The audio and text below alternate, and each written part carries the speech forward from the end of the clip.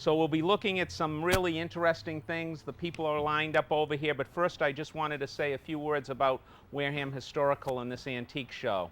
This antique show is going on right now. It's running till 2 o'clock.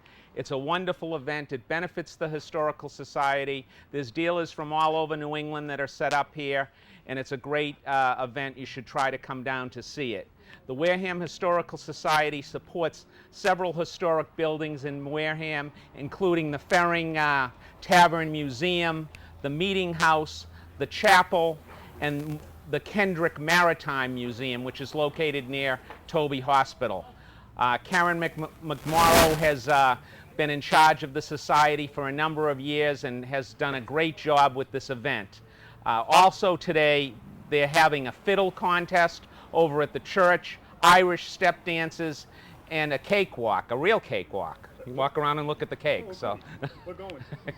So that sounds like fun. Try to come down. It's only $3 to get in, and the money goes to a good cause. Now we're going to get started with our appraisals. Shall we? Oh, no, you had something to say about the cable. Oh, I was going to say, I'd like to have a little thanks to WCTV, the staff and volunteers for coverage of the show.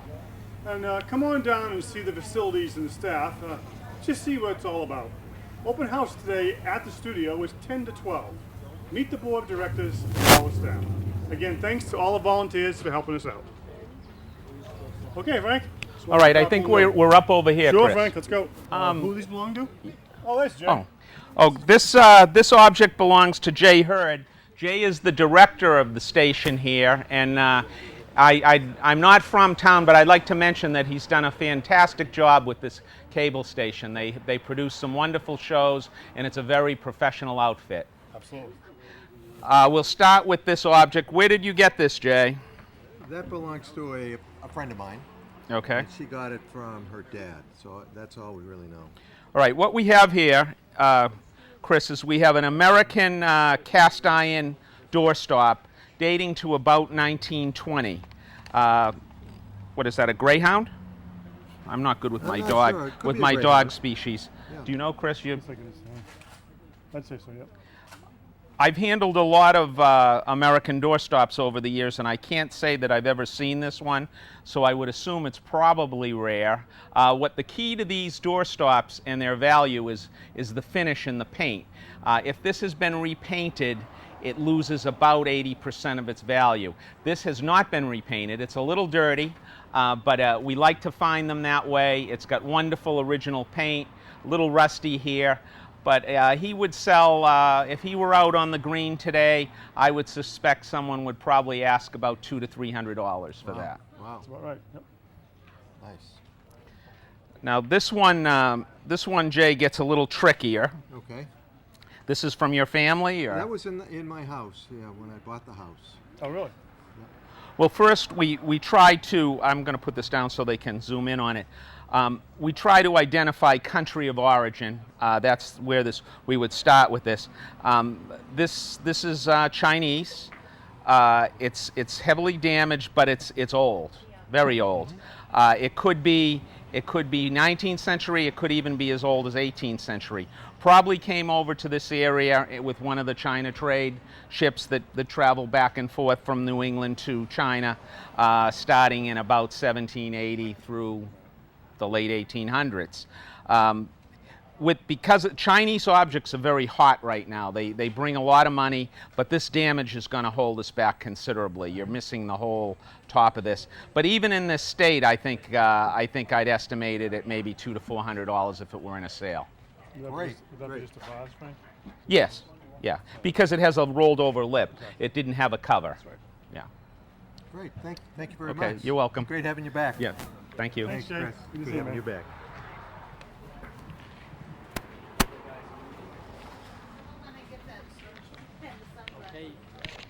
All right. Frank, this is Hoppy Fernandez from Wareham. Oh, I've seen you before. Nice to see you See again. you, Hoppy.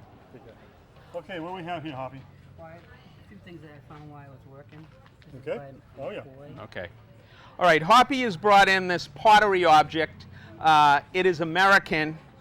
It was made by the McCoy Pottery Company. Where was that located? Ohio? I believe it was Ohio, yeah. Probably Ohio. I date this to maybe 1930s, 40s. in that area. McCoy made a lot of this, and it's popular but not expensive. This pottery bowl would probably sell for $10 to $15. Okay, we have a pipe and a bottle. And where did you get this one? This is the same thing I found him in when I was helping with the dam down behind the Boston Garden. Oh, really? Oh. All on I found it all in clay. This stoneware vessel dates back to around 1900.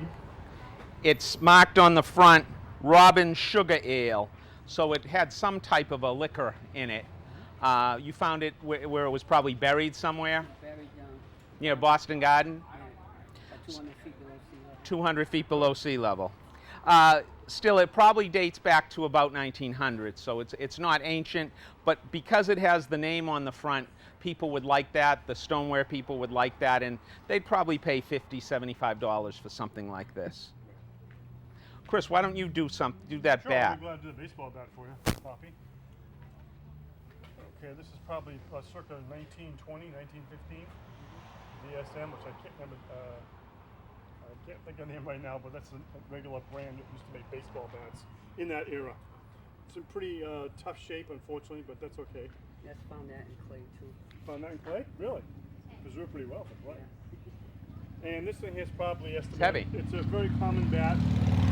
They usually have the player's name engraved on here. A particular model doesn't have that, or it's a one-off, so the value is unfortunately diminished. But I would estimate that probably somewhere around probably $35, $45.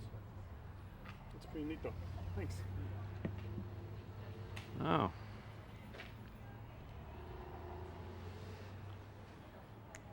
Guess it's a type of meerschaum. Where did you get this? Same thing. Same. Okay.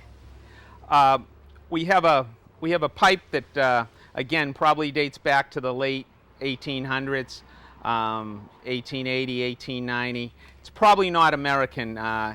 Sometimes these are a little more elaborate, and they call them meerschaum, which is a material that's made. They mine and then they make these objects out of them. And I believe that this is a plainer form of meerschaum pipe.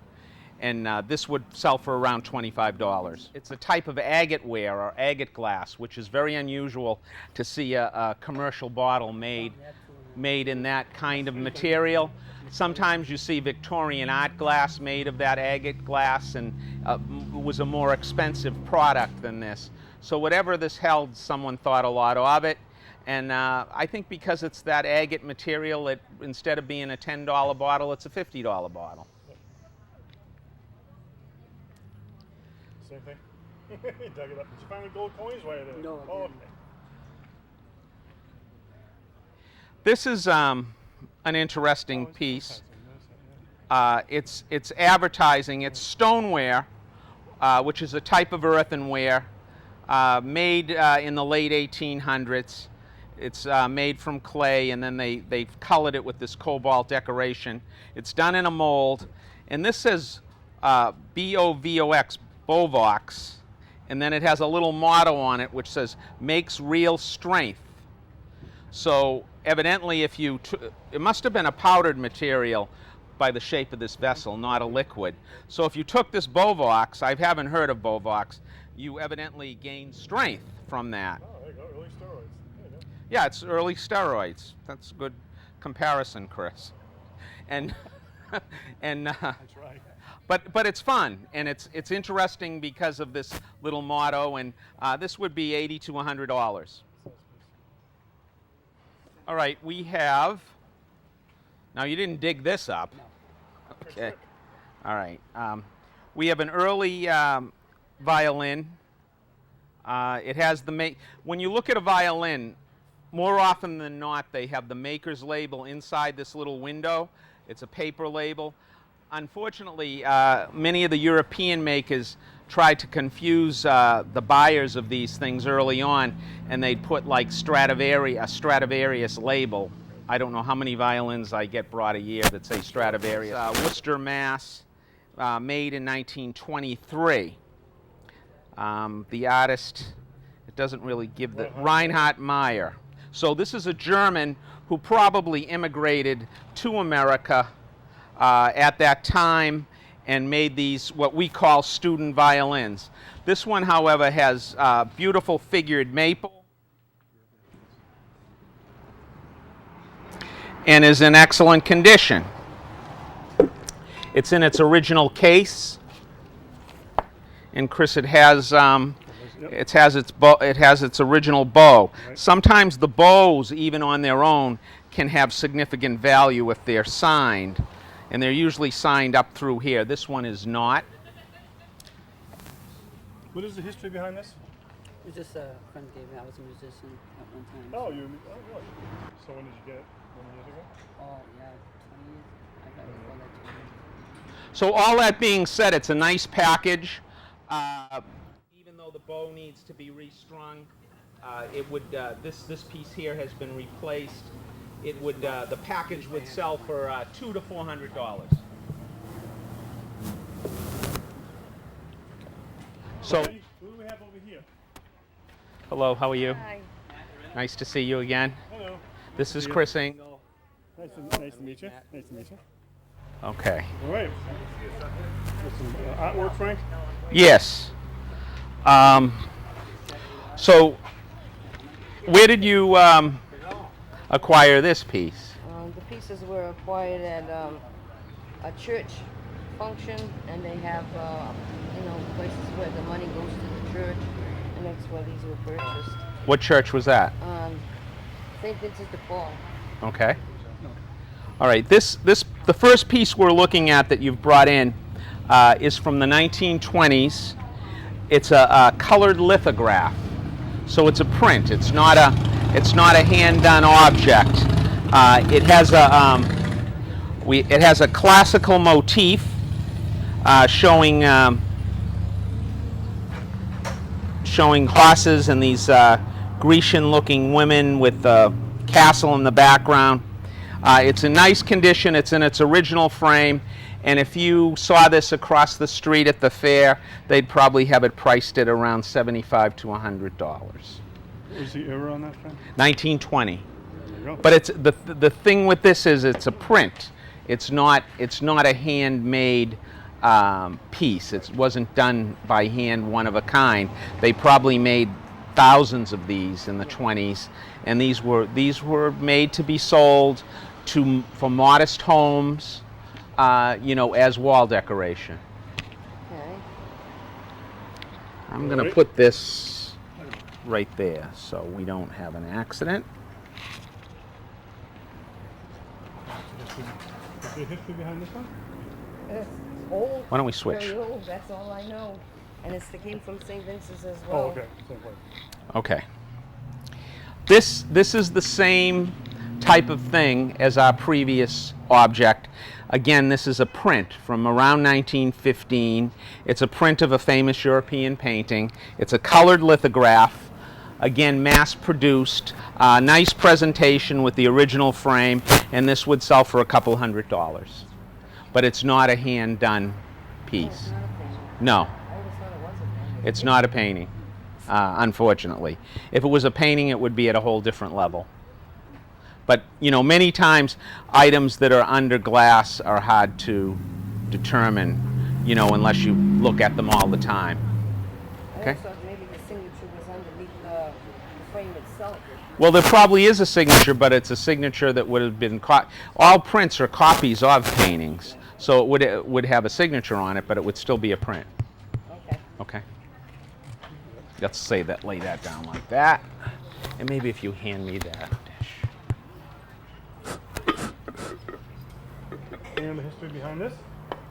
Same place. Same place. Okay. That makes it easy. This is a covered tureen, and it's porcelain. It's probably early Japanese, meaning, somewhere between World War I and World War II. It's not marked, but the way it's made kind of leads me to believe that. And this would probably sell for around $25. Right. Yeah. Factory number. Okay, there you go. Okay, thank you very Thanks much. for coming. Okay, let's go over there, Frank, see what's happening on table B. We'll give that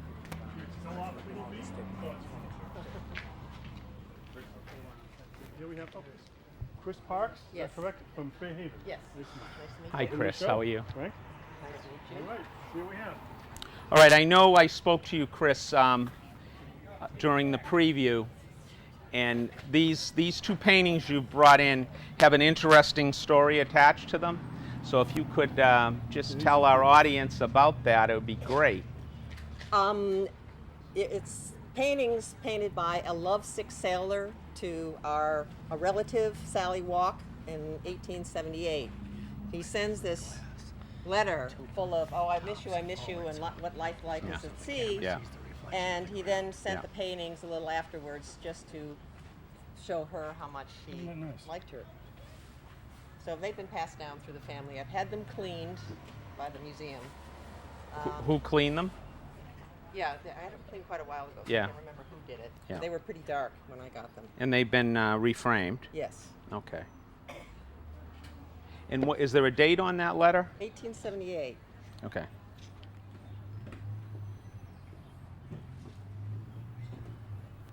think it's older than that. It strikes me as being older than that, but maybe you're right. Well- I don't think it's 17. No, it wouldn't be. November 11th. It's good. It's a nice letter. Letter. Yeah. Well, Okay. we were not able, I looked at these during the preview and we were not able to identify the artist. So we have to value these on their artistic merit.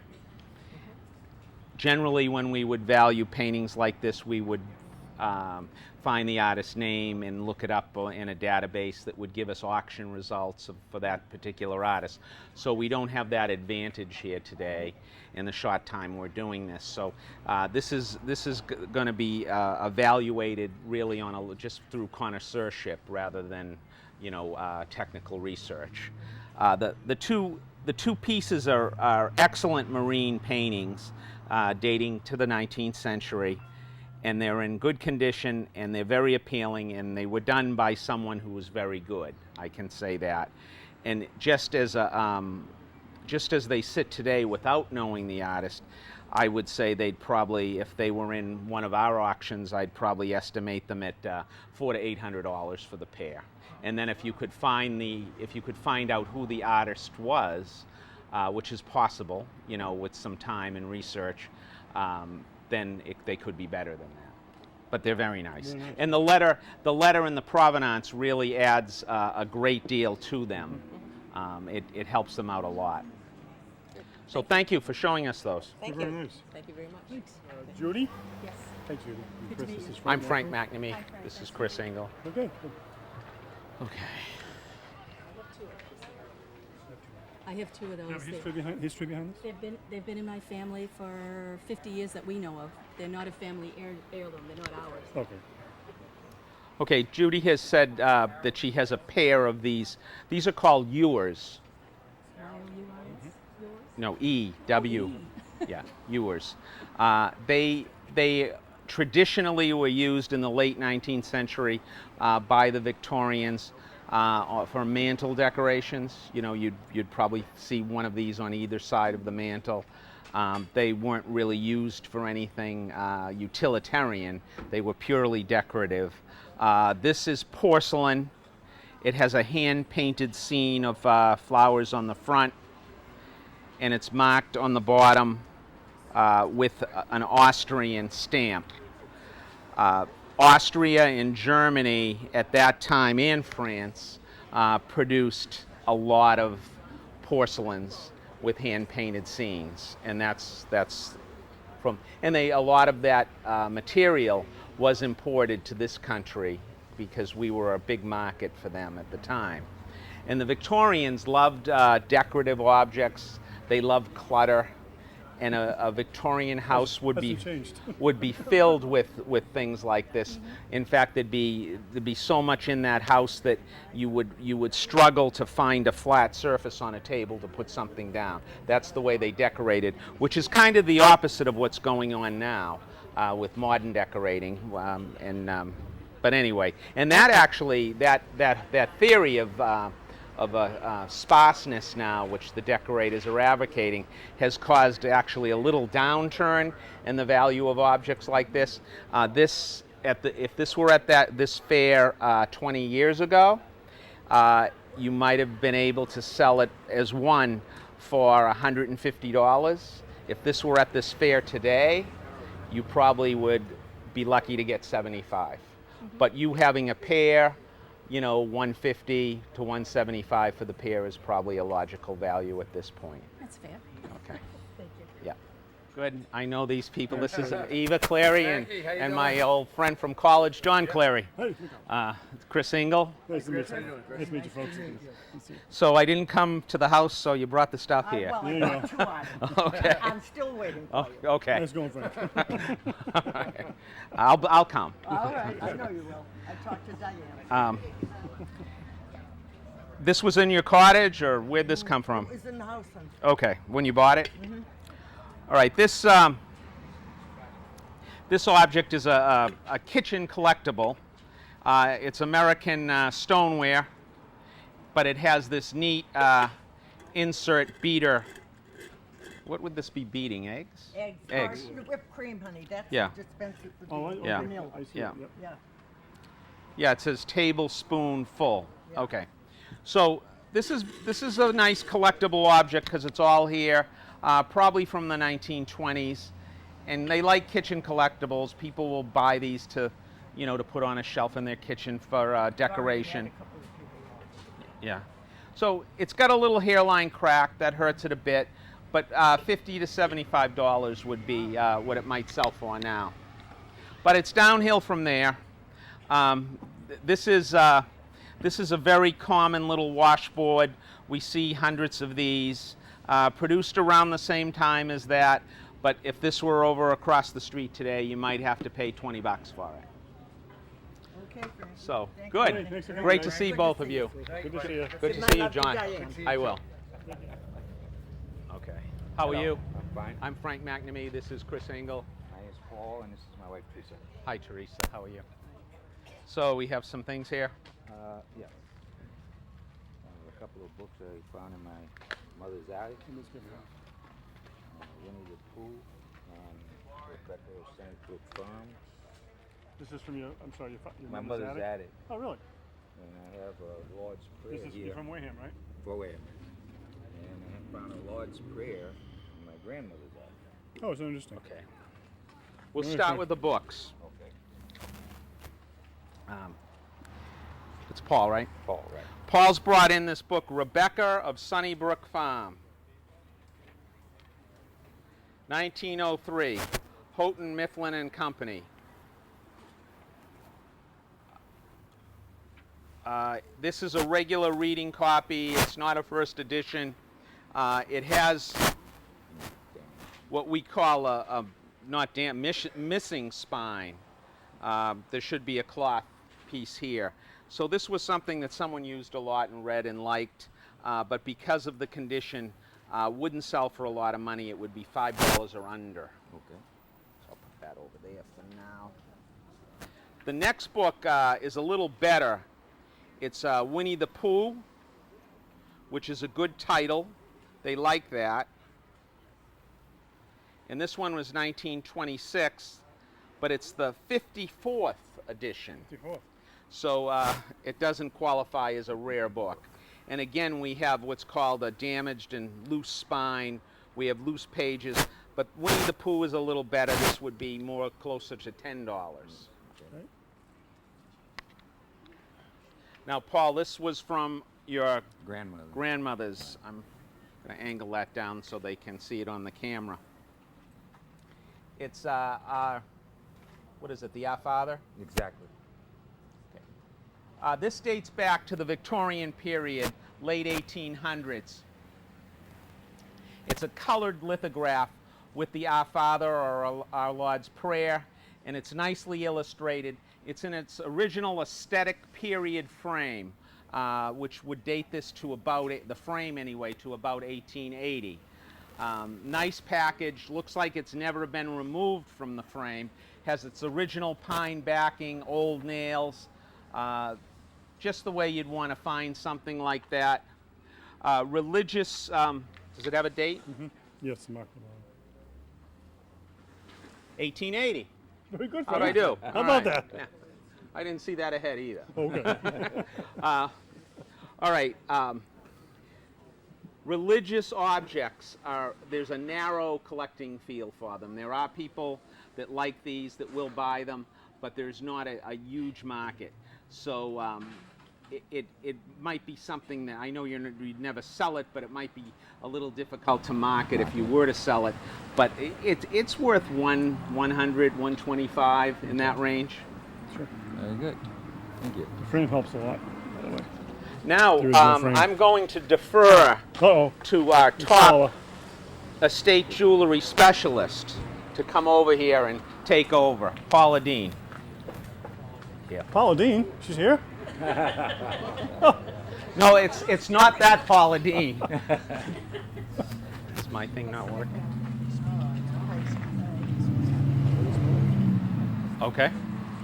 I thought it wasn't working.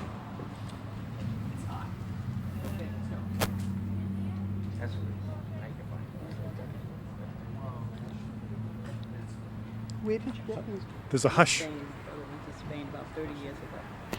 Hi. This, there's a company in Spain gonna or get a a little town, I don't know how start. they figure it, and they produce a lot of pearls like this. They're not real pearls, they're Okay. Majorcan pearls.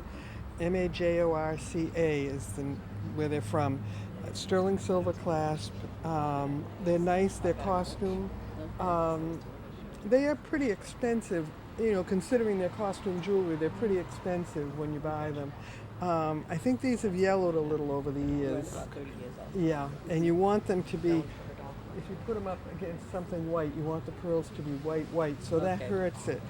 But I'd still say, you know, if you saw them in a dealer's case across the way, they'd probably be somewhere between $25 and $40 for the pair. Enjoy them. You can't. And these are starting to peel a little bit. There's a skin Okay, on I them, thought- and that's yeah, we don't have it you can here. see it under my loop, Okay, you not can't see visible the to the naked eye. eye. But they're very nice. Is this is mic also working? costumes. Okay. This is probably 1970s. Okay. I don't see a signature on it. Costume jewelry is great if it has a signature. That improves it. That ups the value. You want a name on it. And some names, like in life, are more important than others, I guess. But this is pretty. It's got the universal favorite of most people, cameos in it. So again, if you saw this in a dealer's case, again, $25 to $35, maybe $40. This looks interesting.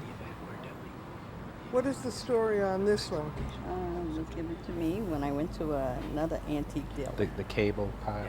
There you go. And he said, "This, stick it in your bag," and that's what I did. Stick it in your bag. And that was it. Where is this man? No, I can't tell we can you. visit him. Oh, gee. Well, it's new.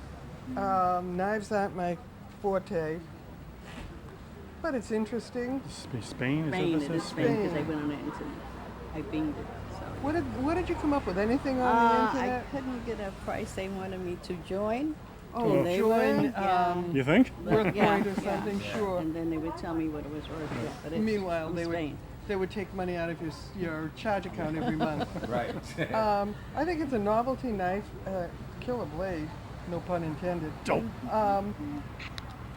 If I had to guess, I would say if you sold this online, you put this online, you might come up with a decent, you know, $35, $45, $50. This is not gold, and this is some sort of plastic or resin, plastic, I'd say. Plastic, oh, okay. So, but it's a neat thing. It's a good conversation piece. Yeah. Thank you for bringing Thank it in. you. Okay. Thanks, folks, for coming. Appreciate it. Take care. Paula, you can come over here too.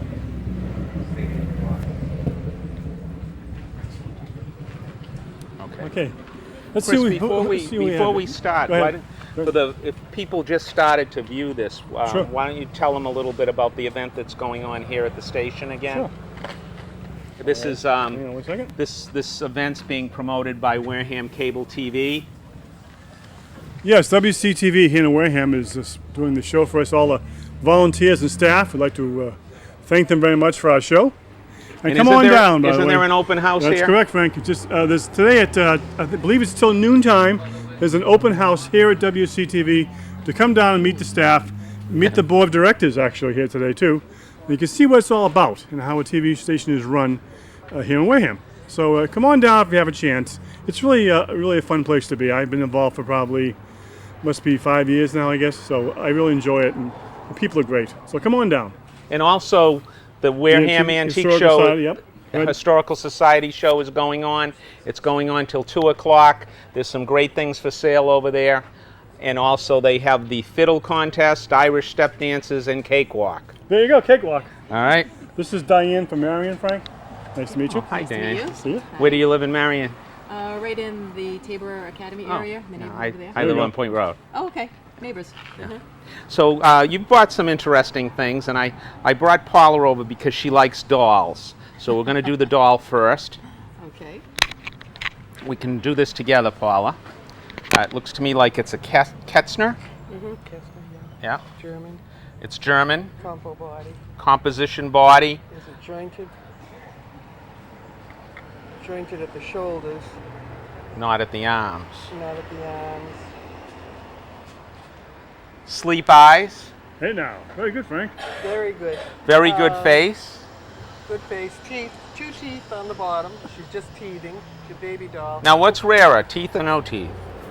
I think it's better to have the teeth, but they like to know, the doll collectors like to know how many teeth. Does she have eyelashes? She has painted on eyelashes, painted brows, painted hair. Looks like the clothing is original to the doll. It's the right period. Cute. And that's important with a doll. You want the original clothing. Everything about it should be as original as possible. No shoes. Where did you get her? She's a baby. From a woman who actually is a doll, a collector, so we bought it from her. Now who was that? Her name is Charlotte. I know, I saw you had it there. Charlotte Richard. She was in Marion. Where did she live? Marion. I know as well. where. Oh, I don't know. Oh, where. okay. Actually, it was a friend of my boyfriend's mom Yeah. who was friends with her and bought the doll from her. There were several very enthusiastic women from Marion that collected and sold dolls over the years. One was a Mrs. Barrows on Front Street. She had thousands of dolls, and she had a little doll hospital. And then the other was Desser Farnham, who also lived on Front Street, and she was just a very, very enthusiastic collector. So I thought maybe that was associated with one of them. But anyway, dolls have German dolls have gone down a little bit in value in the last 5 years because most of those collectors like the people I mentioned, have passed on, and or they've stopped collecting. So a lot of these have entered the market. And this would have been about how much 10 years ago, Paula? Would you say? Her little face, or his little face, is what they call a character face, so that ups it up a little bit. I think, 10 years ago when dolls people were collecting them more. It looks like there's no damage. No, nice condition. Nice condition, German. Oh, we got a little boo-boo on the finger, but that's No, insignificant. Just like, Yeah. That's like skinning or wear Yeah. on the compo. I would say 10 years ago, somewhere between $200 and $300. I think now Maybe 100? 100 to 150, yeah. But it's like a wheel. So It'll just come hold back on to it, again. yeah. Just hold on to it. You're young enough. Really interesting expression on that face. I think that's what they call a character baby Yeah. or a character doll, because there is expression. It's not just a flat Yeah. look. He has an expression. I prefer to think of her as a little she. Yeah. She's very cute. There's Saw your- Frank. Okay. Thank you. Okay, Okay. can be looking at that. History? This is a man's pocket watch, dating from probably 1910, 1920. I took the back off of it. I took the liberty to take the back off because that tells the story. It says Admiral, non-magnetic, 7 jewels, but most importantly, we try to identify what the metal is that this is made of. Everyone just assumes these are gold, and that they're worth $500-600. But this one reveals, when you take the back off, it says warranted 10 years. That immediately tells us that warranted 10 years means it's gold plating, and the gold plate is warranted for 10 years, so it's not solid gold. So it would have no value, gold value. It just has a value as a collectible watch. So the watch is in running condition. It would sell for $50 to $100. If it were gold, just in scrap, it might be what, Chris, $300-400? Yeah, that's my guess. So that's what you have. Is there a history behind that? Grandfather's. Grandfather, there you go. Holding on to it. Good, good for you. Thank you.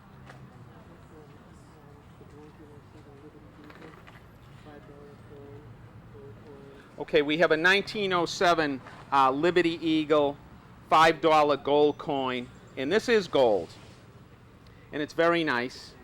And this is a tricky thing to evaluate because it really has two values. The first value would be for the gold content, and how that would be determined. You'd weigh it, find out what it weighs, and then it would have that definite gold value, which a coin this size would be what, about $400 or $500? I was going to say, just the way that you're talking about just the gold, right? Yeah. Yeah, that's about it. 350, 400. Depending on gold has Gold's been crashing. going on a roller coaster ride lately, so you'd have to check and see what that is, and you'd have to have a scale to weigh it. But on the other hand, this is in excellent condition, and it has a value beyond the gold value to a coin collector. So there's probably at least a 20% premium over the gold value to something like this. You wouldn't melt this. It wouldn't make any sense. Okay. It's numismatic, right? Yes.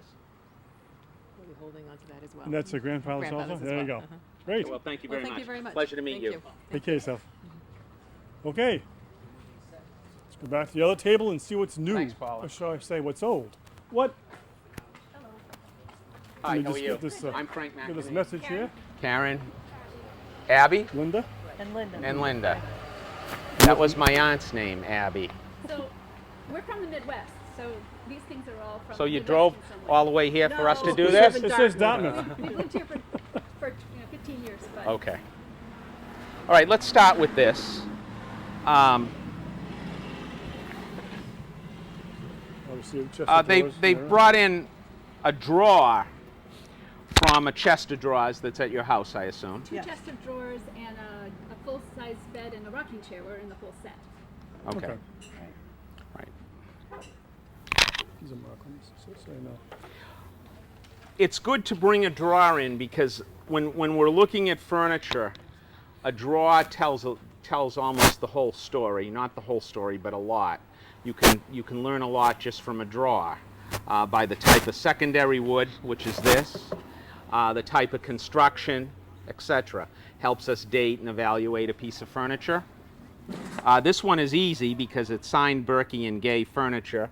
Berkey and Gay, I believe, was a Gardner, Massachusetts company that specialized in high-end mahogany, active late 1800s through the 20th century. I'm not sure when it closed.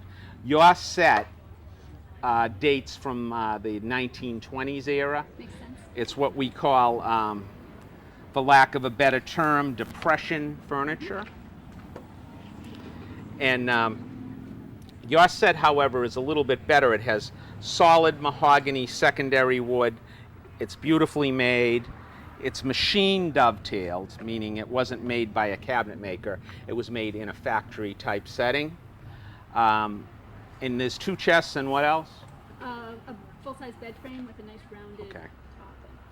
So this is the kind of thing that on the market today, you can buy this kind of thing. People should look for these kinds of things because they're sold reasonably, they're high quality. As we can tell, they can last forever, and they're just nicely made. The set would sell for, depending on where you were at in a retail setting, maybe $500 to $800. Okay. All right. I'm going to let you want to do the tour. Did you say there's a history behind this? I inherited that from my step-grandmother. Oh, okay. And Go ahead. And Victoria? this one was from my grandmother. This wheel comes off a little bit. But, Okay. It's a German. It's old. I think it wasn't my grandma's. I think it was older than my grandma, but I'm not sure. Okay, there's no maker on it. My guess is German lithograph. German tin lithograph wind-up toy dating early 20th century. We're dating that by the style of the vehicle. Right. It looks like it's a chauffeur-driven limo. Missed the passengers. The passengers are missing. Their little holes are there, but they're gone. So that hurts it a little bit. You have an incomplete toy. Does this have a key, Chris? Or? Yes, it did at one time. No, it's, it might be a frictional. Yeah. Winds itself. It's a friction wind. These are popular. This in this type of condition would be $50 to $100. Yeah. So they had the original people in the back and was in perfect condition, probably close to 500 in the market. Her family was German, so that. Yeah, it's a nice toy. It's just, This one was my grandma's in Wisconsin. She lived on the farm, but she had a friend who traveled the world and brought it back, and it was sitting at her house for a very long time. There's no marks or anything, but I just didn't know how long. Well, there's Chinese money. Okay. That's Chinese coins. Okay. So the basket's Chinese. It dates from the 1920s. It was a woman's sewing basket. Generally, when we're doing an estate appraisal, we'll open these and it's full of thread and sewing materials, etc. And that's what these seem to be used for. Fairly common object, would sell in the $20 to $30 range. That's not so old, but I know that it's a stife or whatever, and so I just didn't know what the value was. I mean, I don't know if it's old or not. no, it's a newer one. Still nice though. Yeah, this is a stife bear. It's probably late like 1980s or 70s. I think 70s, but that's about right. And so it's not an antique, but it's a collectible bear. We know it's a stife. Stife, for the most part, have this little brass button in their ear. Sometimes they don't have this cloth tag. The newer ones do. Well, this is easy to date. It says made in Western Germany on the cloth tag in '73. So. Oh, it says 73. I didn't Yeah. see that. Is there a value that you would, or do I go to? No, there's a whole collecting cult of these. There's about 10 books that have been written, price guides. Again, I hate to keep reiterating this, but a lot of collectibles have suffered the last few years in popularity, and the stife pieces have gone down. This bear would sell, I think, probably $50 in that range. Okay, thank you. So this belonged to my grandmother collected them, and my great-grandfather was theirs, and I don't know how early they got it, but he was the United States Senator and the governor of Kansas, and I have about 20 pieces, so I just chose one to bring. But I'm just interested in where you think it's from, and whether they acquired it used or whether might have been handed down. So. Okay. It's got a nice history there, Frank. Yes. Good provenance. This is English transferware from 1870. Okay. The patent is called Oriental. It's not Oriental. It was a popular theme in the late 1800s for the English pottery and porcelain makers to use Oriental and exotic themes on their pottery in China. This is not hand painted. It's a process called transfer decoration. They would the English potters would make the object in a mold, and it would be the white clay colored material, and then they took a print and they applied that to the object, a print of, in this case, an Oriental scene, and then glazed over it. And that's what transferware is. They made a lot of this in the Staffordshire region of England, in the Midlands, and that's where most of this came from. Yours is a good pattern in a very nice scalloped shape. So this piece has a little damage to the foot, but the piece on it, in it, that's called staining, which can be taken care of, that brown. They can bleach that and take that staining out. That tureen on its own is $75 to $100. The whole set might be, you know, depending on the condition. I can't see it. Relatively random, but Yeah. So you think 1870s? Yeah, absolutely. In English? Yeah. Well, they were English. Yeah, the whole set, you know, might be anywhere from $400 to $700. Yeah, well, my great-grandfather was born in 1871, so maybe it was his parents. We know Yeah. it as the Reed family china, so. Okay. And then Another this, violin for you. this we picked up in Bowling Green, Ohio in 1968 in this condition. And I've just inherited it from my parents.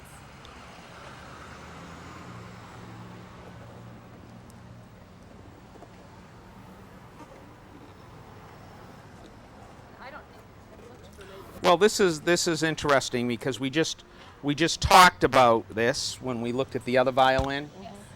This has the fake Stradivarius label. There you go. Yeah.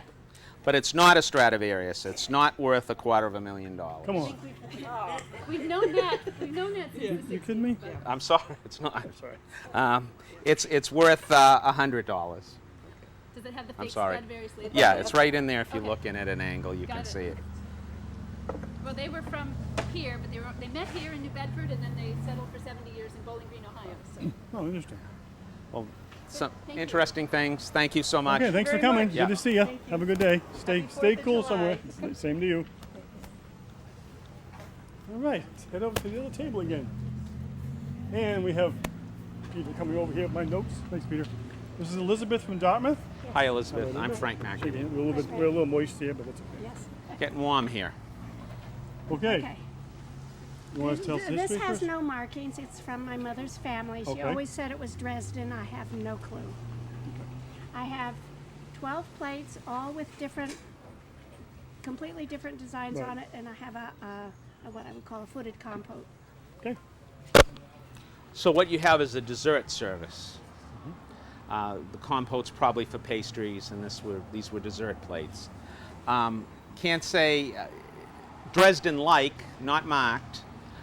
Most of the time, the Dresden would be marked, but not always. Probably definitely German from that same area. And if this dessert service, this is hand painted, I think. Let me look closer. Yes, that is hand painted as opposed to the terrain covered vegetable we just looked at that was a transfer design. So an artist sat down and painted these flowers individually. Your service would sell for $200 to $400 depending on quality and condition. But based on what you're showing me here, that's what it is. Did you notice any names on any of the dishes as far as the artist's No, name? this one has a funky story. Okay. Funky? Yeah, family name is Field, Field. Okay. and Charles Field went over to France and married somebody Haviland's daughter. Okay. Only child, name would have died, so he became Charles Field Haviland. There you go. And this was supposedly made by a local competitor, Limoges, as a wedding gift. I have a service All right. set of 8, and they're all different. Looks like hand-painted gold on them. So there's eight of the plates this Yeah, I size. have them all in. They're all like this. They're all like that, but Okay. they're all different, a little bit different. Okay. All right, very interesting story. We have a set of 8 French porcelain dessert plates that are Limoges-like, but not Marc Limoges. Again, but definitely made in France in that region, similar type of ware. 8 would sell for between $100 and $200. Okay, and then the last piece here is the history behind that. My grandmother wrote there on you the go. back. Right in the back of it. A well-known collection of etchings in Philadelphia. Oh, a well-known collector of etchings in Philadelphia told us Walt and me. Right. What's that say? That's Walter their and names, me. Walt and me. It says Walt and me. Oh, Walt Told and us, me. Walt and me. Yeah. That of all the possessions in our House. this would be the first choice. Choice. Signed by W.A. L-E-Y-Y, is that? Yeah, 1918. W.A. Levy. Oh, it's Levy. V. Okay, Levy. Okay. Okay. We just got to look at the front.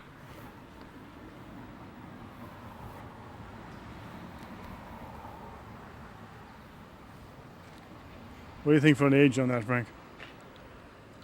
That one's easy. It says 1918. Oh, it says it. There you go. Once again, you win. Okay, this is an etching, which is a print. Etching was a process where they would take usually a copper plate. They would have etching tools which would engrave into the plate, and it was like a reversed image. So it's a print, but a complicated print.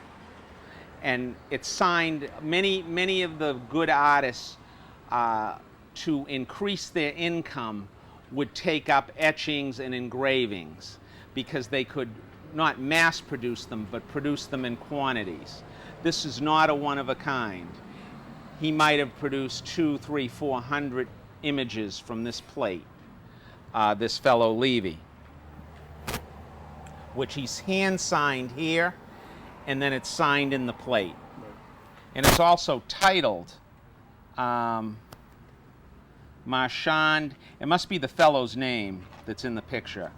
Marchand, I can't read his last name, but he's French.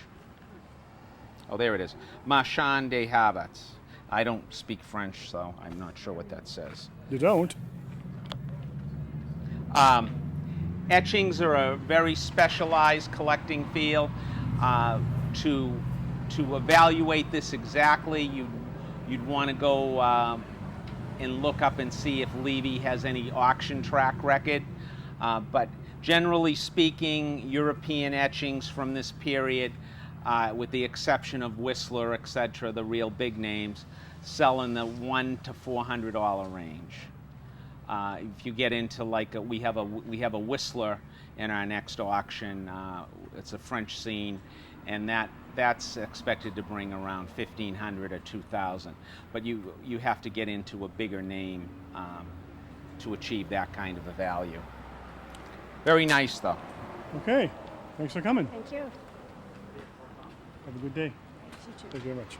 Okay, Frank. Let's head back over to the other table. How you doing, Paula? Okay. Hello. Hi, Dennis. Hi, how are you? This is Dennis. I'm Frank. This is Chris. Dennis. I Nice to see don't you. know what I have. Okay. I just found these in my basement, like in between newspapers. So I didn't know if they were worth anything. Okay. Okay, Dennis has found these in his basement. Because they had signatures on them, but I couldn't read them. Well, we just got through talking about etchings and prints over there, and that's what you have here. Yours, however, are colored, and they're a little later than the one we just looked at. These probably are from the 30s, and they actually these aren't even. Now that I look at these closer, if you examine that last etching we looked at, you could see the plate mark. This is some type of a photographic copy, probably done in a portfolio for tourists that went on the grand tour over to Europe. A lot of times you see these in an album. So it's kind of like an early photographic copy, not actually an etching. This is the Bridge of Lights of Venice. And your condition is very poor. You have mold, you have staining. These would be very difficult to sell for anything. I'm sorry. Okay. That's fine. That's But now you know. Thanks for All right, coming. thank you very much. Okay. Take care now. Okay, back to the other table, Frank. See how we're doing here. You staying cool, Frank? You okay? I'm gonna. You want Paula some can water? do the diamond. Oh, I'm gonna okay. take it. I'm gonna get a. Paula's back. Okay, Paul. This is Amy from Norton. Is that right? Yes. Hello. From where? Norton. Okay, Amy from Norton. I'm Paula. I'm going to look at this with my glass. This is Victorian. What's the history on this? The only thing I know about it was my grandmother's. She bought it at an antique fair back in the 80s. I don't know how much she paid for it or anything. I don't know much about it. Okay, there's a patent date of 1884 on it. It is Victorian. It's got a mesh band. And it's gold plated or gold filled. You can tell when you look under a magnifying glass, you can see where the gold is beginning to wear off. On the top, there's a tricolor decoration of, looks like a moose, but I'm not big on wild animals, so I can't be sure. But I think it's a moose. Tricolored gold or gold filled. The pink gold, greenish or white gold maybe, and then the yellow gold. Very pretty, very nice. Victorians liked, at one point, they went through, around this period, the late 19th century, Victorians did a lot with animals and natural decorations in their furniture and their painted furniture, painted porcelains, and in the jewelry too. I think it was just a trend, but it's very nice, nicely done, in good condition. Victorian jewelry, like a lot of Victoriana, is a little bit soft now, but this is something that's really quite nice and different. I've handled a lot of jewelry. I haven't seen anything quite like this before. I would think you'd have to pay somewhere between $125 to $175 for it at a show. If you were to sell it, it would be less than that, but I would feel comfortable pricing it somewhere in there. It's very nice. Do you wear it? I don't. You should wear it. It's too hot to wear it today, but it's lovely. Thank you. Thank you. Hey, thanks for coming. Thank you. Appreciate it very much. Bye-bye. Okay, table A again. Who's that? We got jewelry? More or we got jewelry.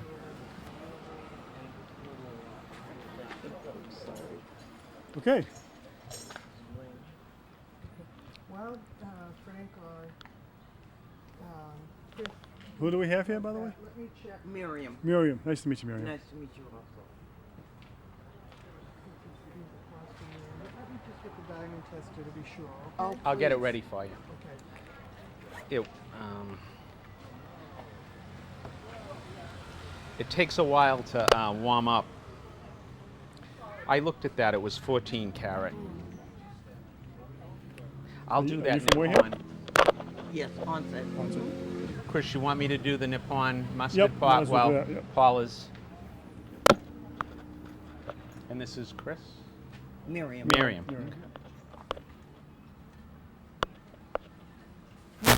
Okay. Miriam has brought in this porcelain object covered jar used for mustard, and it's signed Noritake M. So Noritake indicates that this was made in Japan, but the Japanese were known for making good porcelain at this time period. This would be the late 1920s. Before 1922, they would have called this Nippon. Now they call it Noritake, and this is a form that people collect. They collect just these pots.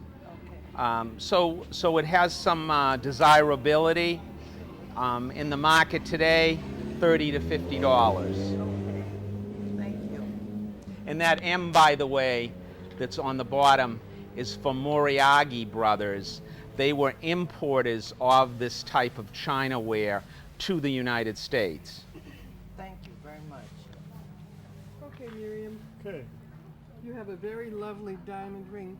Can you tell me where this came from? Yes, my father was a physician in Boston, Massachusetts, and he had a patient who was very ill, and they said that what she had couldn't be cured, and he stayed up at night and studied and spent a lot of time trying to figure out what she had and if he could help her, and he was able to fix her and cure her, and her family was so appreciative that this is what they gave him, and he gave it to my mother, and she gave it to me. That's a nice story. That's great. You must take Thank a lot of you. pride in that. I do, I really do. I would, I know. All right, this is an old mine cut diamond in a white gold setting, 14 karat. All of that is in there. There is a style or a design number inside, but I don't see a name, a jeweler's name, so I can't attribute it to anybody. But it's a lovely setting. It has a main, probably a quarter of a carat, nice bright white diamond, and then it has sort of a curve around coming from the bottom and the top, set with little diamonds, diamond chips. It's really very sweet. Do you wear this? Yes, I do. You should. It's lovely. I hate to hear people say, "Oh, I don't wear it. All right, it's in my drawer." No, wear these things. Both my parents have passed, so it keeps me close to them. That's right. That's a good thing. If you were to buy something like this in a jewelry store, and jewelry people use a big markup, it would be somewhere around, I would say, between $1,500 to $2,500. But your story has a bigger value than that. You can't put money on that. You know, that's lovely. Thank you so much.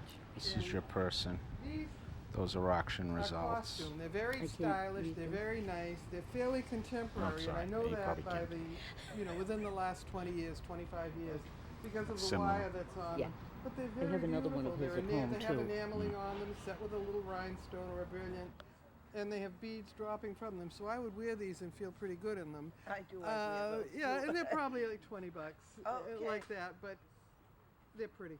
Thank you so much. Thank you, Miriam. It was a pleasure. Okay, Same Mira. here. Thanks for coming. Thanks Good to for see you. Thank you. Oh, it's like Frank's ahead of us over there. Keep up here. That's okay. All right. All right. It was table B. I forget. What was This is Judy. Hi, Judy. Hi. Buzzards Bay. Yes. Chris Nice to meet Engle. you. Nice to see Hi, you. Chris. Nice to Frank meet you. McNamee. Nice to meet you. Okay, we're going to start with this. Tell me where you got this. I inherited this from my grandparents. The person who painted it was a cousin, some relative of my grandfather's. Okay. And he lived in Providence, Rhode Island, but my grandfather said that he painted this of Whedon Road in Fairhaven. Okay, this is Charles Springer. Charles Springer is a Rhode Island artist, Providence Art Club, painted around 1900. I don't know if this is dated. It is. 1896 or 98. So that's when Springer worked. He's a well thought of local artist, and there is a collecting group for him. Watercolors aren't as good as oils. I just took the opportunity to look up some auction records on him quickly on my new phone, which worked, and $400 to $600 is what it would bring. Very good. I have another one at home. There you go. Okay. Do you have a history behind this? My former father-in-law gave this to my ex-husband Okay. many years ago, and I know nothing about it, but I'm told that he dumpster dives for it. There you go. Well, you didn't get the good end of that deal. The Springer is nice, but this is not a valuable object. That's why he had to get it out of a dumpster. There you go. It's American pressed glass, meaning it was made in quantity, in a mold, for the masses, as opposed to cut glass where the engraver or the cutter would sit down and cut each one of these facets individually. And you can tell, some people often ask us the question, how do you tell the difference between cut glass and pressed glass? Because it looks alike. Is it heavier or lighter? No, not really. But if you touch it and you feel this, it's smooth. Yeah. If you had a piece of cut glass here and you touched it, you'd almost feel like you could cut your hand. Okay. So that's the difference. And what is that? This is a silver plated top. Oh, okay. It was a picture. And it's worth under $10. I'd put my knitting needles in it. That's okay then. That works. You know what that is. Now, did the ex-husband give you this one? I Oh don't no, think so. this is from my grandfather, whose cousin painted this. All right. My grandfather was an accountant for the ships that went whaling, Yeah. and I'm told that one ship came in short, and the captain gave him this as payment. Well, this is fabulous. I wish I had opened it before. It says, ever mine. Ever thine. Thine. These are called Sailor's Valentines. They were made usually on board ship, as the story we just heard, you know, by sailors, and brought back and given to their sweethearts or wives or whatever. This is nice because it's in a period 19th century oak case. Sometimes we find these and people have taken them apart and they've separated them, and you really only have one. You have the complete unit. That's the original wire, too. This is a very, very good object. This may, so far anyway, be the best value-wise that we've looked at today. If this were in one of our, like we have a big auction coming up in July 27th with a lot of whaling and maritime things. It's the estate of Chuck Arms from Marion and Nancy Kirkendall from South Dartmouth. There's a lot of material like this, but if this had been in the sale, I would have estimated this at $1,500 to $2,500. Great, thank you very much. Very nice. Well, thank you for bringing it back. It's a very nice piece. This is Dinah and Bill from Wareham. Nice to see you folks. Welcome. Hello. We're going to have Paula. Paula's going to do the... Okay. Dinah has brought in a pair of Victorian earrings. They're very lovely, and they're all original, which is very important. Also, antique earrings in their original state are hard to come by. Through the years, people have, like everything else in life, things fall out of style, in and out of style. And in the 30s, women did not want to pierce their ears. They had screwbacks. And then later in the 50s, they had clip-ons. So a lot of these earrings were changed to accommodate current desires. These are original. They're not marked. A lot of gold before 1900 was not marked. I didn't bring a test kit, but I'm pretty sure these are gold. They've got a little granulation, which is this beading around it, and they're very sweet. They're porcelain discs with hand-painted cupids on them, and that kind of, they're really cute. I'd like to say angel rather than cupid. Cupid sounds cutesy, and these are really beautiful. And because they're rare, because they're in good original condition, I would figure these somewhere around $250 to $300. Okay, and thank you for bringing. Oh, I'm sorry. 1870 is the date. It's engraved on each earring, and the initials of the original owner are engraved on it too. They're really nice. Thank you. Appreciate seeing them. Thanks, Paula. Okay. Thanks, Paula. Okay. Hello. I'm Frank McNamee. Nice to meet you. How do you do? Good. Do you have a background between these items? This one first. This one was. This one? Okay. This clock was my great-grandfather's. It still works. We've never had any repairs done to it other than cleaning. Okay. Inside, the person that cleaned it for me looked up where it was made and what year. And of course, this is the pendulum that I took out to move it. Okay. Okay, you have a Victorian, you already know a little about this, so you have a Victorian regulator clock made, that little A on the front there signifies the Ansonia Company. Mm-hmm.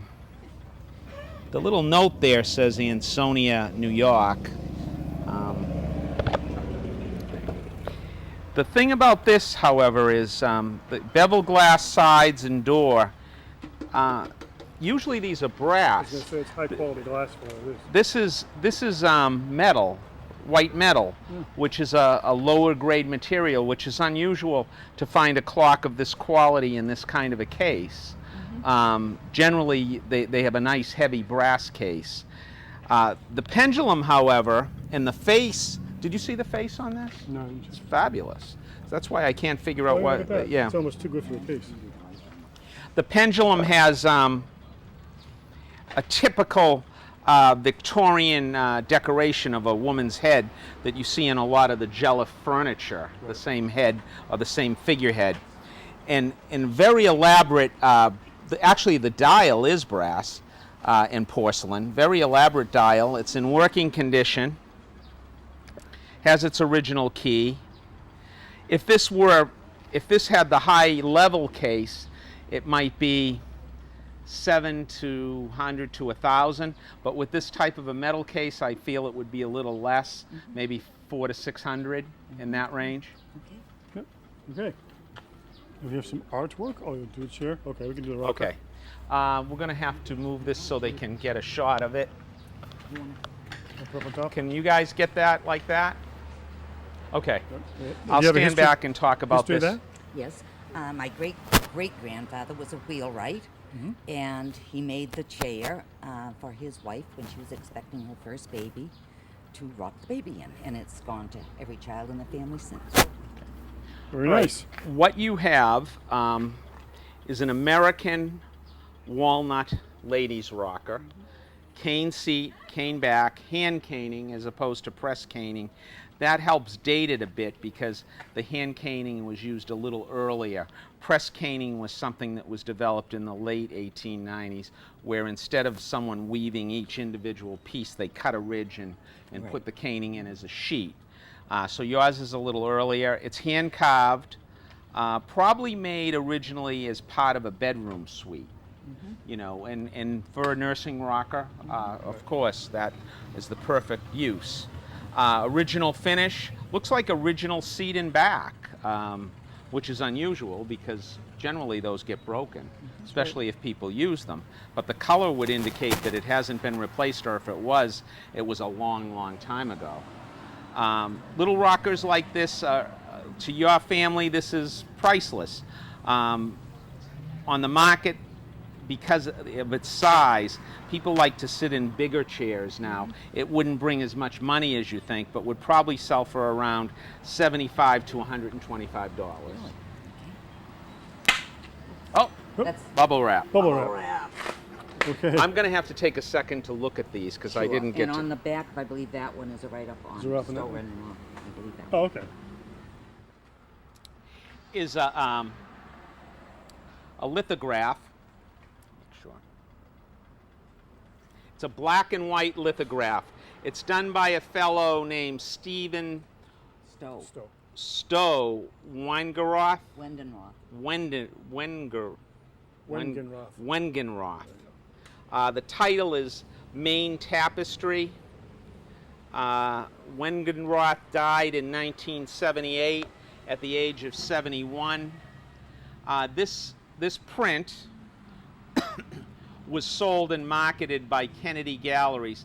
Kennedy Galleries in New York on 13 East 58th Street handled a lot of popular artists over the years. They handled large quantities of things like this, and works by the artists that were hand done also. This being a print by a noted artist that has passed away, and it is signed on the right corner, and it is numbered Edition 40. This would be a specialty item. Main things are good. There's generally interest in them, so I'd say $100 to $200 on this. Okay. Next up, oh, same gentleman. Same gentleman. so we have the also- same- Yes. Oh, And okay. I do know that he was known for his birds. Now, did you redo these? No, These two? I Okay. don't know. Okay. Why don't we do these together? Okay. Because they're, you got to angle it down a little, Chris, when you. Okay, this is by the same fellow we just discussed. Also a Kennedy label on the back of this one to my right. These are of birds. Again, they're black and white lithographs signed by the artist, and these would have a value range of, between $100 and $200 a piece also. Okay. Okay, great. Thank you very much. Thank you so much. Good to see you. How are you? Good to see you. Welcome. Hi, Barry. How are you? Frank. Good to see you. Same here. I looked at this quickly, and it has a signature here that looks like Neiman. It is a print, and that's as far as I got. And there's nothing on the back. You want to look at it for a second? I've seen this. Okay. Yep. Okay. Yeah, Chris has seen it in the house. Okay. Do you want to? Sure. This is a limited edition print, but it's actually signed by Leroy Neiman in pencil. The framing, the matting has actually covered up the autograph a little bit. I'll hold it for you. But for the most part, you can see it. They want it angled, so.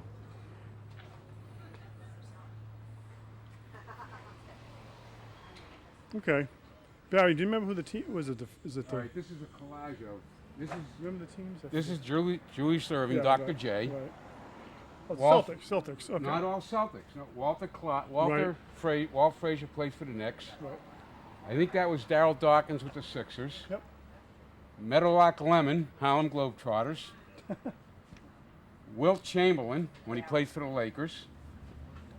Big O, Oscar Robertson, Cincinnati Royals. Walter Reed, New York Knicks. Was Lou Alcindor, now Kareem Abdul-Jabbar, and the best center basketball ever saw, Bill Russell, Boston Celtics. You can tune in anytime to I guess you're Barry's a TV basketball show. fan, huh? Always have been. Born and bred, Yeah. Boston Celtics. Okay, Barry, thanks. Well, actually, this is signed by Leroy Neiman, who made this print. And because he passed away recently, his value of his autographs gone up quite a bit. So I would estimate this Barry is probably somewhere between, my guess is $600 to $800. I think that's about right because Neiman's very popular right now. And this particular piece is very popular with all basketball fans also. But that's a great piece, Barry. Yeah, that's Mike. Okay, Barry. Thanks for bringing it in. Thank you. Good to see you. Good to see you, Barry. Take care, man. Thank you.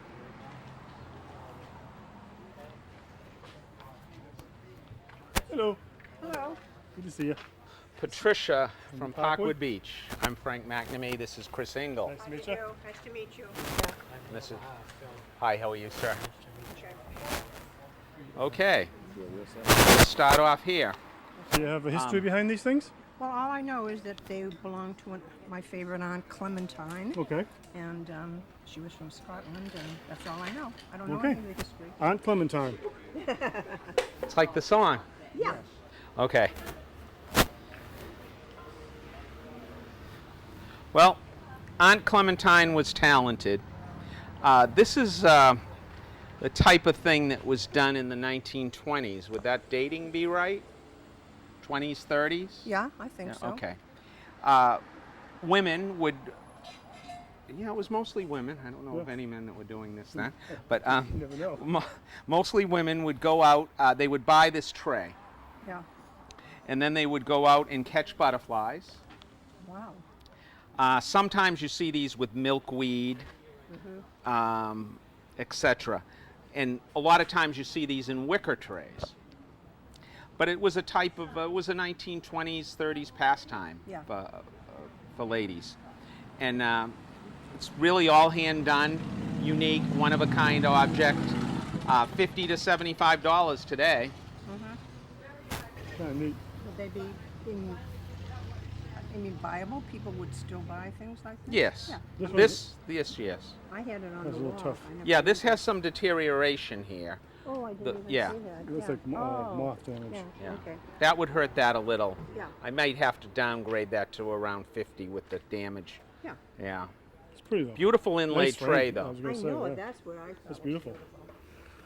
Okay. Same as this, Clementine? Yeah. There's no marking on it, so I have no idea. This is American milk glass. It's 20th century, not the early milk glass. No maker's name. Not much of a market for this. $10, $15 in that range. Okay. I'm going to put this here and move. Yeah, and I'll move these here. These are nice. These are American yellowware nesting mixing bowls, and you've used them.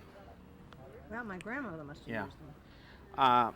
These were made around 1900 in that period, made for utilitarian use in the kitchen, nicely done with this blue banding, and collectible. People like these, they always have. If you went across the street, you'd probably see a few over there for sale. But to see the complete, or maybe not complete, there might have been one more bowl. But to see the nest together, one damage, little crack there. This is crackler or crazing. They put that in an oven, and that's what caused that checkering. Oh, okay. Oh, I see now. Yeah, see the difference? Yeah, I see, yeah. So, You'd sell it around as a set. around $100. You'd sell it as Yeah, a set, yeah. yeah. Okay. Around $100 retail. Okay, all right. Okay? Thank you very much. Hey, thanks. Good to see Thank you. you. Thank Have you. a good holiday, everybody. Okay. Okay. Let's go check the other table out there, Frank.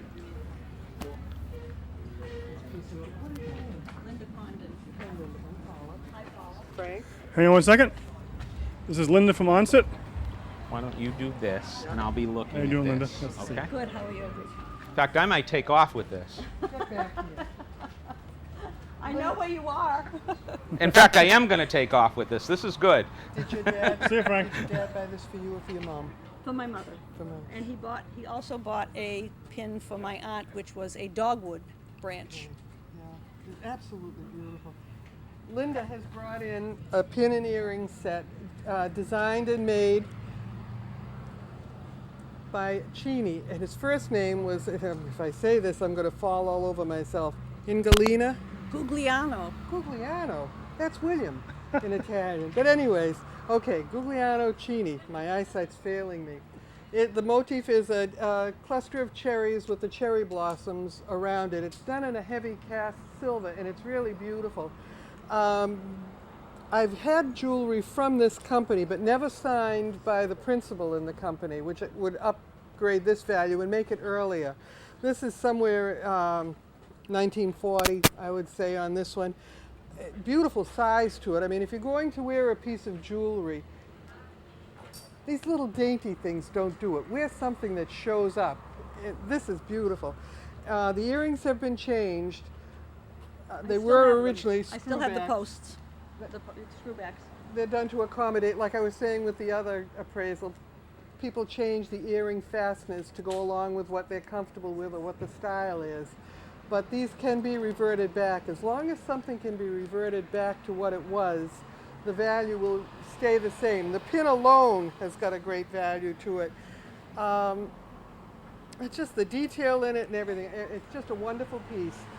This man came from Italy. He worked in the Boston area. They did a lot of things in maybe the 50s with semi-precious stones and so forth. But this is just a piece of cast silver, wonderful detail, good size, good name on it. $350 to $400 for the set, and maybe more because of his name being on it.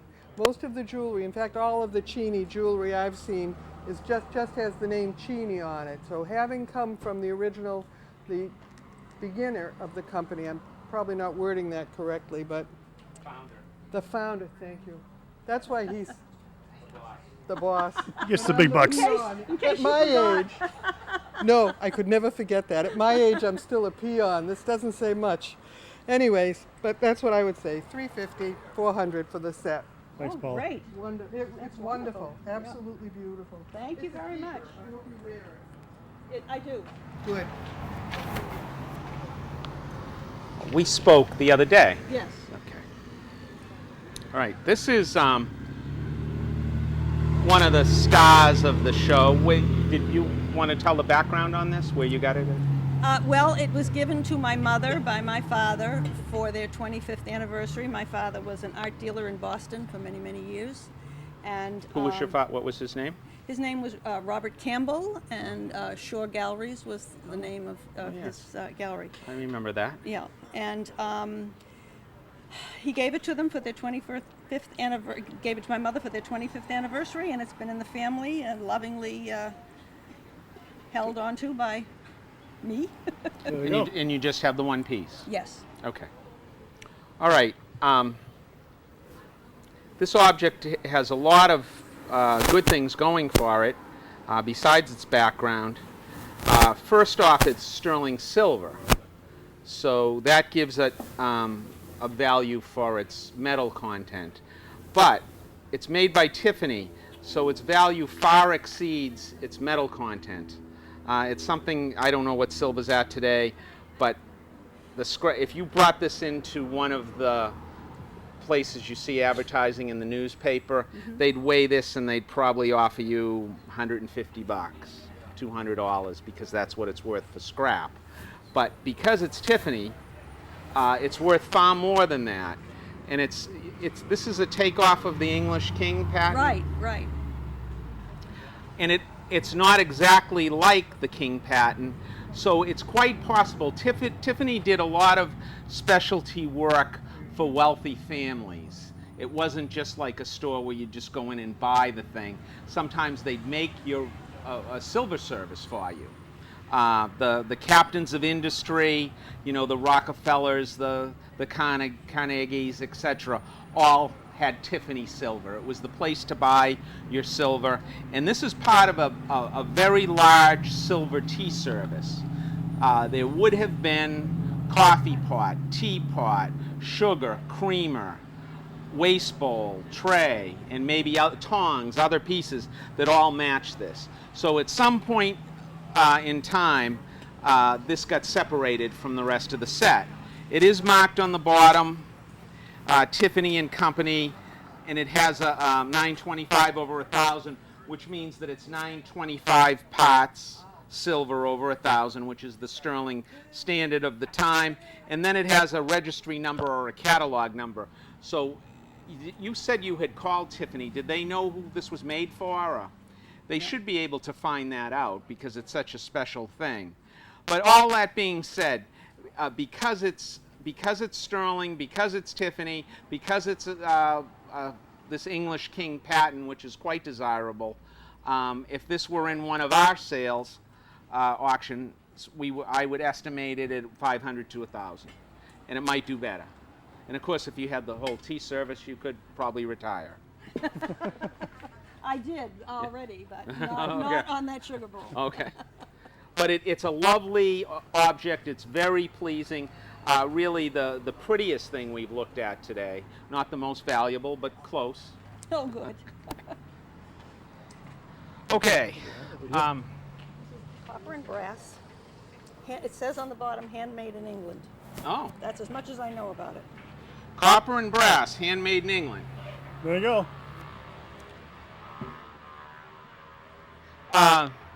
The English love things that they can polish, and this is one of them. With it being stamp made in England, kind of gives us an idea of age. Probably made in the 20s with that kind of a mark on it. Maybe 1915 to 1925. Has this animal paw feet, nice heavy piece, beautifully made. Not worth a lot of money, $100 to $200. That's a lot of money. Yeah, depends on, well, in comparison it's not. Right. Okay? But thank you very much. You're welcome. Thanks for coming. Thank you. Appreciate it. Take care. Okay, back to table A. Isn't that A or B? Oh. I forget. Okay.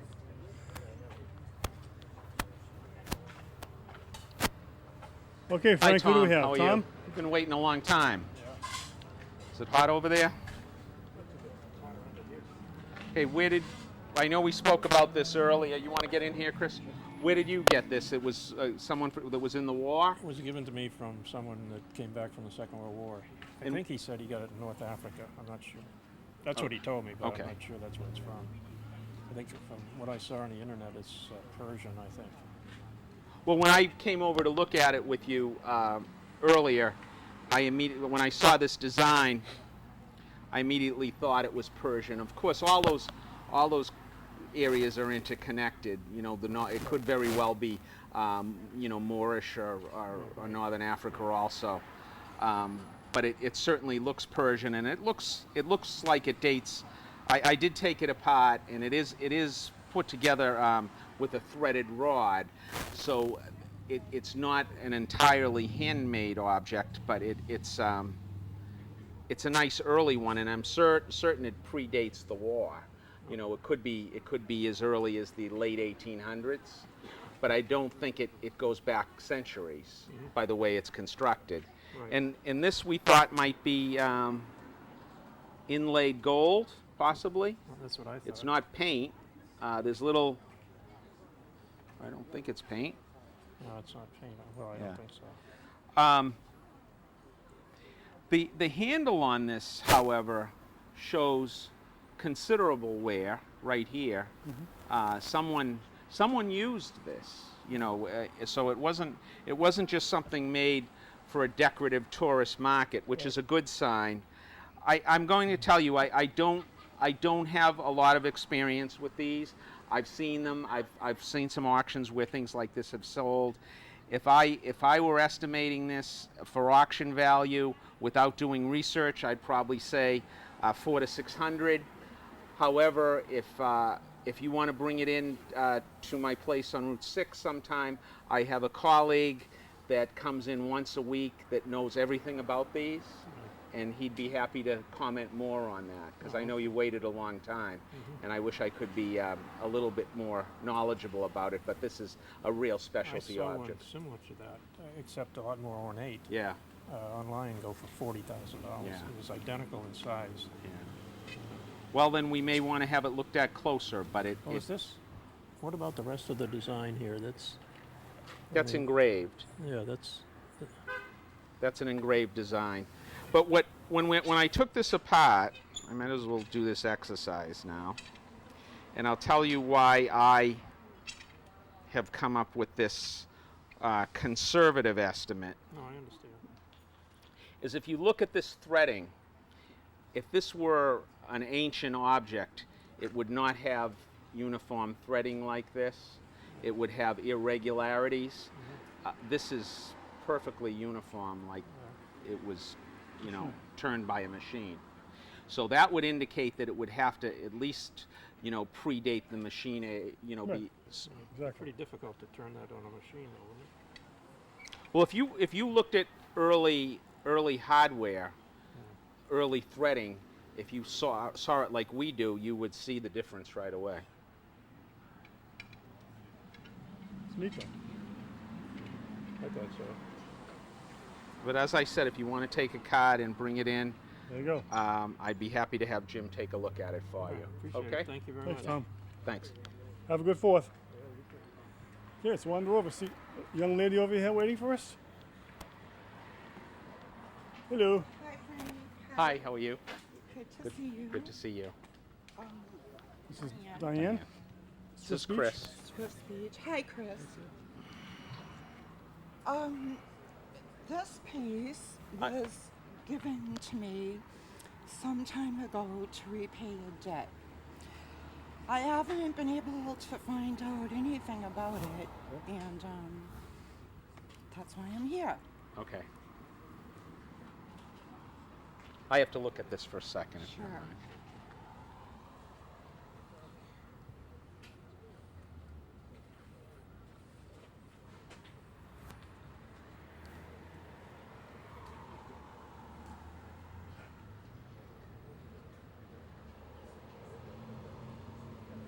So in the meantime, the Wareham Antiques show is still going on, folks. It's like a pretty good crowd over there. Come on down and see all the good stuff, as well as visiting us while you're down here. And say hello to staff. How much was the debt? I'd rather not say. Okay. All right. This looks like it's Egyptian. It's hand painted, and it's on some type of a parchment material. It is signed by an artist. It, however, to me looks modern, meaning it's not an ancient Egyptian thing. It's something that was hand done in Egypt, probably fairly expensive to be sold to tourists. Someone might have paid, you know, the equivalent of $300 or $400 for that when they were there on a vacation, you know, 20 years ago. But that's what this looks like to me.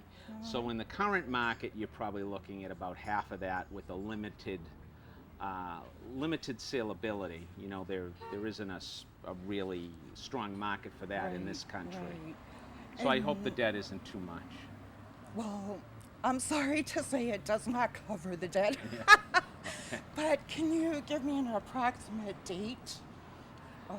The coloration of this parchment material, leads me to believe it's 20th century after World War II. That's the best I can do without taking it out of the frame. Yeah. Probably even newer than that. Well, it is a lovely piece. Yeah, it is. Thank you. Okay, Thanks you for coming by. very much. Take care now. Good to see you. Okay, let's wander over.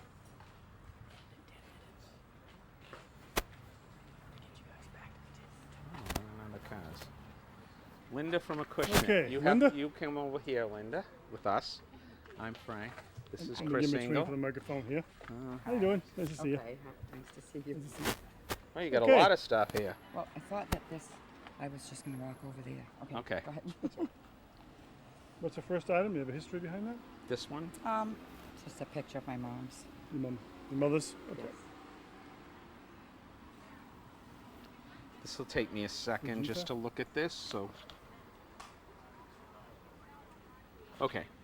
What I'm doing when I'm looking at that like that is I'm looking to determine if that's a sketch or if it's a print. And the way we did that is I just looked at that under magnification, and magnification showed little uniform dots, which are called pixels. So that means this is a print. It's a photographic image. It's not something somebody sketched. When something's under glass like this, it's oftentimes difficult to determine that without using a magnifying glass. So we have a lovely print of a mother cat,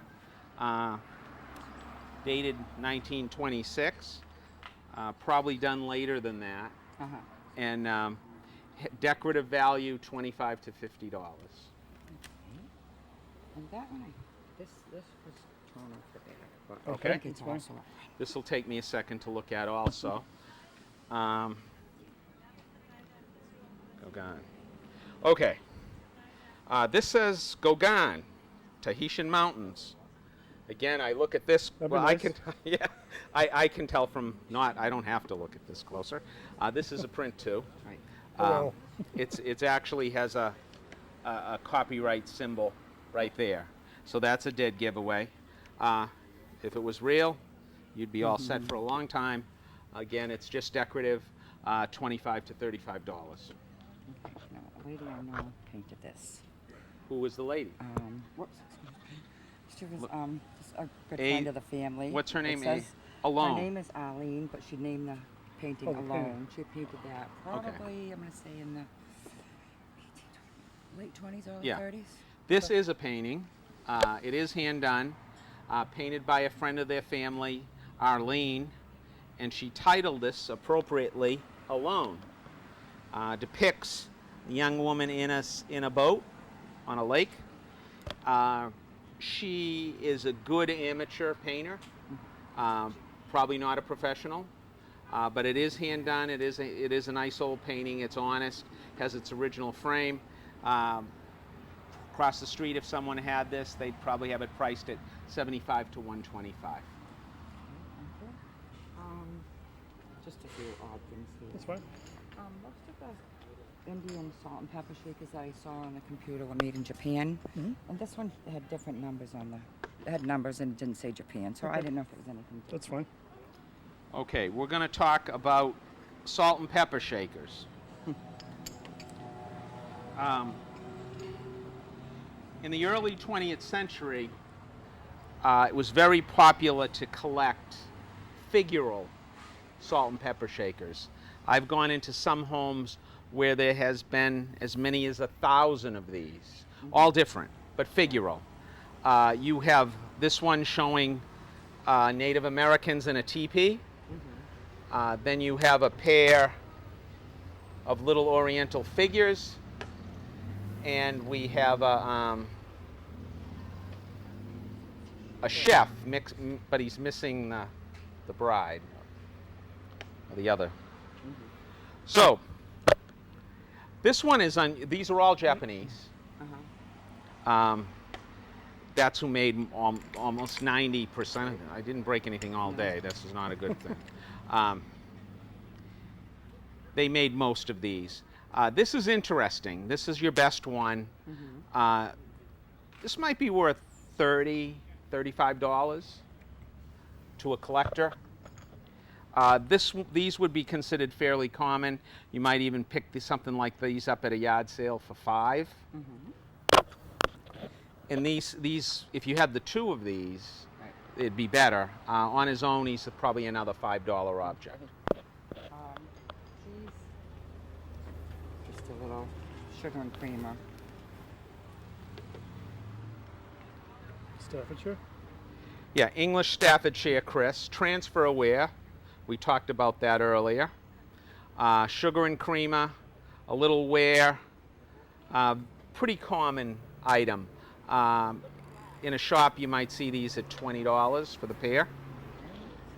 And this is probably from the 30s. I know it's not diamonds, but it was a family friend.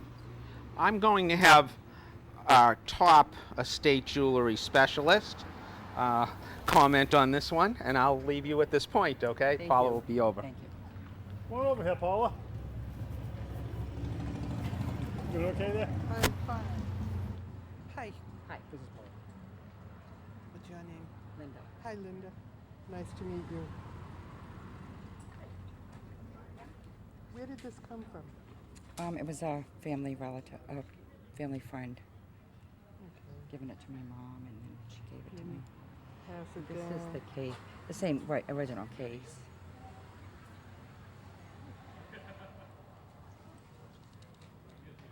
I'm not going to open the watch. I'm not going to open the watch. Mhm. If it fell out, I'd feel like I had to run fast. But it looks to be sterling silver. The stem line is a little different. Maybe a new one. That may have been replaced. But the watch part itself, in fact, is it marked? It might be marked. Usually they're marked on the inside of the back plate.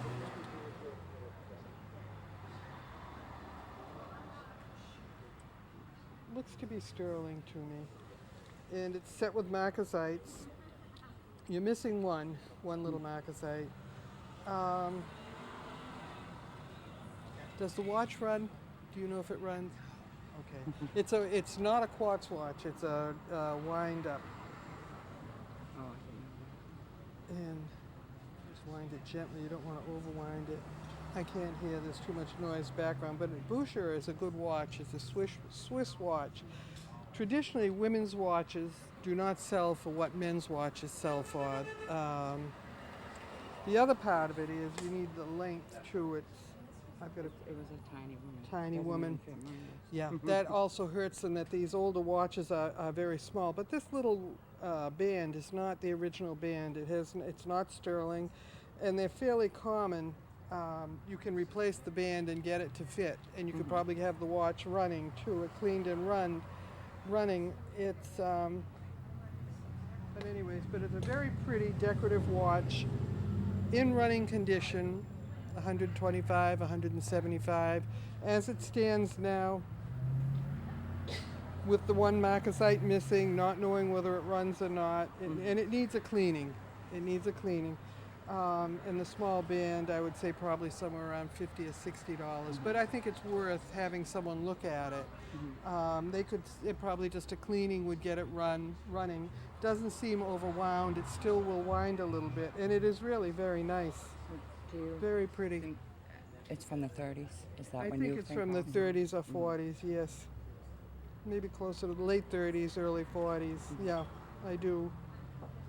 Nice. Again, if I had someplace to sit, a desk to sit at, I would open it up and look at it, but I don't want to take the chance here. Difference in the value if you open the back? No, it wouldn't. It would just tell me for sure whether it was sterling or not, but I'm pretty certain it is. It would be marked on this inside plate. Sit at a table or someplace and get right here you can open it, pull it open gently, and you'll see it written inside on that. But the face is good and clean. It's a nice little watch, pretty watch. Do you use a watch now? No. Most of us don't. It's too hot. And plus we all have cell phones. Exactly. We're happening chicks, what can I say?